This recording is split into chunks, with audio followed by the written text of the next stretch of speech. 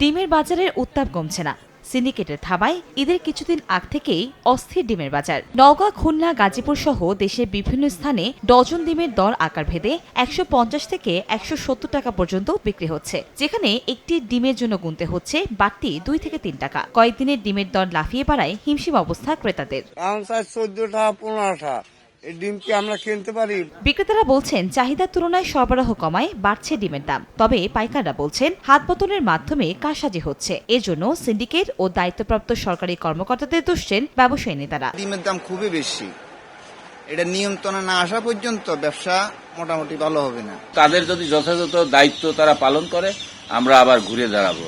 এবং এই অনেক খামারে আবার বাচ্চা টাচ্চা উঠছে, এগুলো উঠোনের পরে আবার দামে স্বাভাবিক হচ্ছে। প্রাণী সম্পদ অধিদপ্তরের তথ্য মতে দেশে গত ১০ অর্থ বছরে ডিম উৎপাদন বেড়েছে দ্বিগুণের বেশি।